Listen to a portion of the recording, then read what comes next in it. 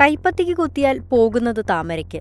പറഞ്ഞു വരുന്നത് donate four ദേശ് എന്ന കോൺഗ്രസ് ക്യാമ്പയിനെ കുറിച്ചാണ്. പൊതുജനങ്ങളിൽ നിന്ന് സംഭാവനകൾ സ്വീകരിക്കാനായി തുടങ്ങിയ കോൺഗ്രസ് വെബ്സൈറ്റിൽ പക്ഷേ ക്ലിക്ക് ചെയ്താൽ പേജ് റീഡയറക്റ്റായി BJPയുടെ സൈറ്റിലേക്ക് പോകും.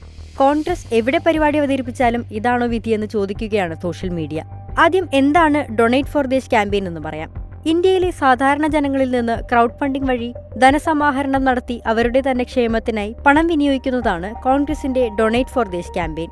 ഗ്രാൻഡ് ഓൾ പാർട്ടിയുടെ 138ാം വാർഷികത്തോടനുബന്ധിച്ചാണ് ഈ ക്യാമ്പയിന് രൂപം നൽകിയത്.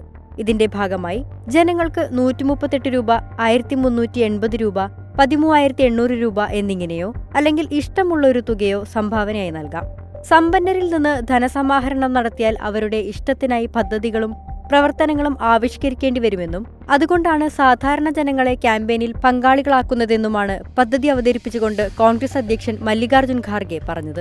കോൺഗ്രസ് എന്നും പാർശ്വവൽക്കരിക്കപ്പെട്ടവർക്കും ദളിതർക്കും ആദിവാസികൾക്കും ന്യൂനപക്ഷങ്ങൾക്കും സവർണർക്കുമൊപ്പമാണെന്നും അവരെ സഹായിക്കലാണ് ലക്ഷ്യമെന്നും ഖാർഗെ വ്യക്തമാക്കി.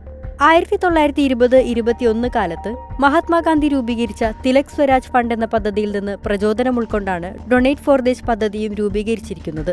സമ്പന്നരെയും പ്രബലരെയും മാത്രം പിന്തുണയ്ക്കുന്ന നിലവിലെ സ്വേച്ഛാധിപത്യ സർക്കാരിന്റെ നടപടികൾക്ക് തിരിച്ചടിയായാണ് പദ്ധതി രൂപീകരിച്ചതെന്നും കോൺഗ്രസ് വ്യക്തമാക്കി. പദ്ധതിക്ക് പക്ഷേ തുടക്കത്തിലെ തിരിച്ചടിയാണ് ലഭിച്ചത്. പദ്ധതിയെക്കുറിച്ച് ആഘോഷമായി പ്രഖ്യാപിച്ചുവെങ്കിലും അതിനു മുൻപേ തന്നെ ഈ പേരിൽ ഒരു വെബ്സൈറ്റ് ഡൊമെയിൻ സ്വന്തമാക്കണമെന്നുള്ള ആലോചന കോൺഗ്രസിനകത്ത് ഇല്ലാതെ പോയി.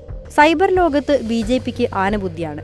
കോൺഗ്രസിന്റെ ഈ പോരായ്മ മുതലെടുത്ത് BJP ഉടൻ donate4desh.com, donate4desh.org എന്നീ ഡൊമൈനുകൾ സ്വന്തമാക്കി.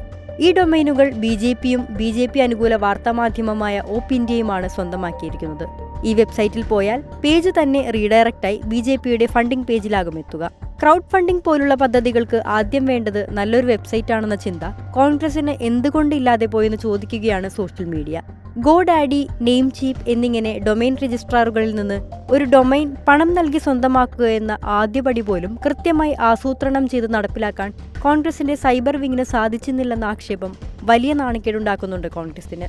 ഇത്രയും തിരിച്ചടികൾ ലഭിച്ചിട്ടും കോൺഗ്രസ് പാഠം പഠിക്കുന്നില്ലെന്ന് സ്വാതി ചതുർവേദി എക്സിൽ പരിഹാസത്തോടെ കുറിച്ചു. പദ്ധതി ആവിഷ്കരണത്തിലുള്ള കോൺഗ്രസിന്റെ പാളിച്ചയും മേൽനോട്ടം വഹിക്കുന്നതിൽ നേതൃത്വത്തിനു സംഭവിച്ച വീഴ്ചയും പ്രായോഗിക ബുദ്ധി ഇല്ലാത്തതുമാണ് കോൺഗ്രസിന്റെ ദുരന്തത്തിന് കാരണമെന്ന് സന്ദീപ് മനുധനെ എണ്ണിപ്പറയുന്നു.